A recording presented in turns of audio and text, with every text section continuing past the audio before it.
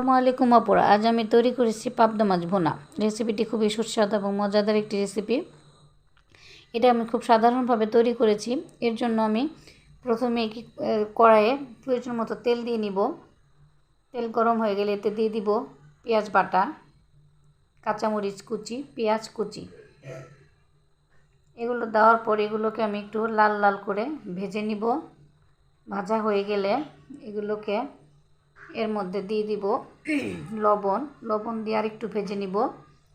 আর একটু ভাজার পর এখানে আমি একটি যে মশলাটা দিব, এই মশলাটাকে আমি প্রথমে অল্প পানিতে 1 চামচ হলুদ, 1 চামচ মরিচের গুঁড়া, 1 চামচ ধনিয়ার গুঁড়া এবং 1/2 চামচ জিরা দিয়ে এটাকে ভালো করে গুলিয়ে তারপরে তেল দিয়ে দিব। কারণ অনেক সময় মশলাটা দানা দানা থাকে, তেলের সাথে মিশতে চায় না। এটা হয়ে গেলে মশলাটাকে আমি ভালো করে একটু ভুনা করে নেব। তারপরে দিয়ে দিব পাবদা মাছগুলো দিয়ে এটাকে ভালো করে কিছুক্ষণ ভুনা করে নেব। ভুনা হয়ে গেলে নাড়াচাড়া করে ভালো করে একটু ভুনা করে নিতে হবে। ভুনাটা হয়ে গেলে এখানে আমি দিয়ে দিব প্রয়োজন মতো পানি। এত বেশি পানি দিব না, যেহেতু ভুনা করব। তারপর ঢেকে দিব। হয়ে গেল আমার পাবদা মাছ ভুনা, যেটা দেখতেও সুন্দর, খেতেও খুব টেস্টি।